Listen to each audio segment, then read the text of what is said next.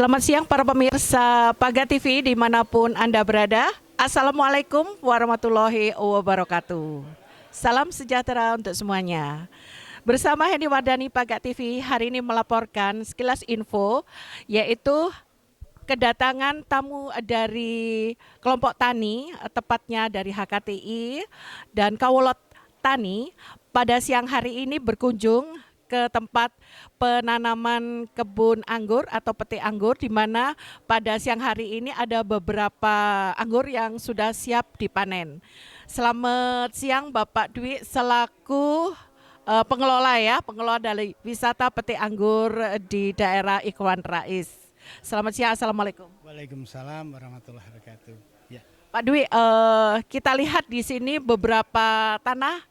Seluas berapa hektar ini yang ditanami oleh anggur? Kalau anggurnya masih 6.500 untuk yang progres yang sudah siap diberbuahkan, kemarin udah panen juga. Tapi kalau itu pengembangan kita akan berkembang terus insya Allah. Jadi minta doanya aja untuk pengembangan kita, target kita ada 4 hektar nanti. Ada 4 hektar ya luar ya. biasa.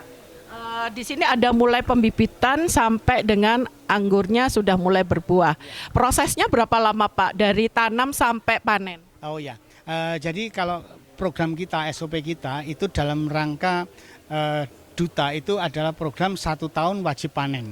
Jadi 1 tahun wajib panen, jadi kita ada program namanya itu masa vegetatif atau pertumbuhan, itu target kita 6-7 bulan harus selesai. Setelah itu kita target generatif yaitu sampai panennya kurang lebih 4 bulan. Jadi pas 11 sampai 1 tahun wajib panen. Lama juga ya Pak Dwi ya? Ya itu. Merawatnya perlu ini enggak Pak? Susah enggak Pak? Kalau nanam anggur itu memang sangat-sangat susah Bunda ya. Tapi ketika kita nggak tahu, tapi kalau kita dengan ilmu yang dibekalin, jadi dengan kita memahami SOP, insya Allah semuanya bisa teratasi. Iya, iya. Nah, ini Bapak Dwi tadi menjelaskan sedikit, saya tadi melihat ya pada saat pemetikan anggur ini variannya ada dari bibit Jepang, bukan begitu? Betul, dari sini hampir seluruh dunia kita kembangkan, termasuk Jepang, Ukraina, India, Cina, Amerika, Jepang, Thailand, Israel kita kembangkan di sini. Tetapi kedepannya kemarin ada di edukasi itu ada 55 varian yang itu dipetik masyarakat, dan dari sana kita tahu ternyata masyarakat Malang itu menginginkan kurang lebih 10 sampai 15 ini yang cocok dengan cita rasa dan iklim yang ada di Malang. Jadi nanti kedepannya ini kita akan mengembangkan fokus mungkin sekitar 10-15 varian saja kayak gitu. Seperti Kota Malang ini suhunya kan sangat lembab ya, dingin ya. Nah biasanya kalau anggur tuh yang sering kita tahu itu ditanam banyak di Probolinggo. Nah dengan kadar kelembapan di Kota Malang ini cocok Pak, setelah ditanam itu ada beberapa mungkin yang cocok atau tidak cocok Pak. Gitu. Jadi anggur ini sebenarnya tidak harus ditanam dataran rendah, menengah atau tinggi, tapi bisa ditanam di semua dataran, tapi nanti perlakuan dan masa panen yang berbeda. Jadi nanti dengan perawatan yang intensif, nggak ada masalah yang di dataran rendah, dataran menengah ataupun dataran tinggi masih bisa untuk berproduksi di anggur. Kayak gitu, ya. Dengan beberapa varian ini mulai harga kisaran berapa per kilonya Pak? Ini seperti ada jenis anggur yang saya ketahui itu ada yang warna gelap sedikit ungu ya Pak. Kemudian ada yang hijau. Nah biasanya ada rasa manis atau asam. Nah itu jenis mana yang manis dan asam? Oh gitu. Kalau jenis anggur itu sebenarnya ada macam-macam anggur. Tapi yang kita kembangkan di sini agak anggur meja. Jadi anggur buah. Cirinya anggur buah itu rata-rata manis. Jadi rata-rata hampir 100% manis, tetapi kalau kita makan 1, 2, 3 itu selalu komentarnya enak. Tetapi kalau kita makannya itu mungkin 20 varian dalam satu tempat, nanti baru ketahuan dia akan saya kecenderungan suka yang ini. Tetapi kalau dari manis ataupun enak, semuanya pasti enak gitu. Ya. Ini Pak seperti contoh, ini batang ya. Nah ini ada kalau yang sudah tua itu berapa tahun Pak?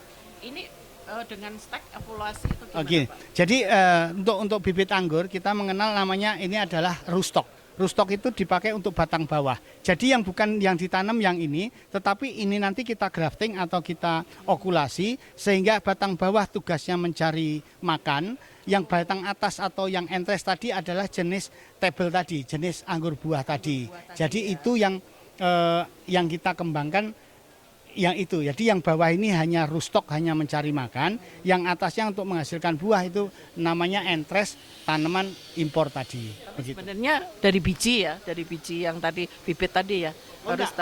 Bukan biji. Jadi kita mengembangkan model stek kayak gini. Jadi ini yang dikembangkan, nanti baru disambung. Jadi bukan dari biji. Kalau dari biji sangat lama, Bunda. Kalau dengan kayak gini, iya. Nggak berbuah-buah ya. lama ya. Kalau dengan ini 1 tahun jadi berbuah. Iya, sebenarnya kalau anggur itu pilihan itu maksudnya kalau Bunda mau membuahkan 5 bulan aja juga bisa kayak gitu. Tapi konsep kita adalah konsep kebun yang mana kita memanennya itu kalau tanaman itu sudah maksudnya bertahan. Kalau hanya untuk berbuah mungkin 4-5 bulan juga bisa kayak gitu. Tetapi untuk kebun saya SOP kita itu adalah 1 tahun panen. Hamanya ada nggak ini hama atau mereka pengganggu, hewan pengganggu yang sering buah-buahnya ini loh? Ya ada, pasti semua tanaman pasti ada. Kalau makanya anggurnya apa, Pak? sama nanti ada juga namanya pas musim penghujan biasanya ada jamur itu nanti kita atasi dengan fungisida.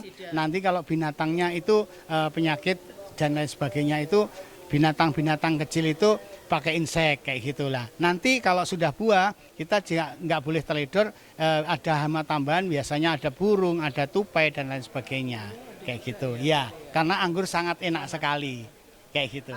Pak Dwi, untuk tips aman mengkonsumsi anggur bagaimana? Saya petik kan itu ada biasanya bekas disemprot-semprot seperti itu, yang paling aman apa? Dicuci dengan larutan pembersih. Ya, oke. Jadi kalau untuk anggur kita bisa jamin aman karena apa? Penyemprotan itu kita off, kita berhenti 15 hari sebelum masa panen. Jadi sudah disterilkan, tidak boleh disemprot lagi karena itu kita keunggulannya kita adalah buah fresh yang mana kita menghindari untuk insektisida tadi kayak gitu. Jadi langsung petik, langsung makan pun boleh. Tetapi untuk tip, ketika ragu mungkin dibeli di pasar dan lain sebagainya, maka anggur tadi dicuci mungkin dengan mama lemon atau yang lain direndam dengan garam, dengan segala macam kayak gitu. Bukan aman, tapi kita mengurangin ya Bunda dengan air yang mengalir. Tapi kalau dari kita cukup dicuci, nggak usah kalau ini sudah aman lah hitungannya kayak gitu. Nggih, siap, nggih. Pak Dwi, terima kasih waktunya pada siang hari ini. Sudah banyak kedatangan tamu karena di sini adalah wisata petik anggur dan edukasi untuk semua mungkin mahasiswa, sekolah, anak sekolah TK berkunjung ke sini. Itu ada tiket masuknya, Pak? Kita gratis karena kita memang konsepnya memang untuk edukasi, jadi boleh semacam belajar kayak gitu. Dijual ya kalau siap, ininya anggurnya ya. Siap, nggih. Terima kasih Pak Dwi pada siang hari ini sudah menemani Paga TV dalam acara kunjungan Bapak Rendra dan kelompok Kawulo Tani. Demikian pemirsa Paga TV bersama saya Ni Wardani, liputan hari ini. Terima kasih atas kebersamaan ini. Wassalamualaikum warahmatullahi wabarakatuh.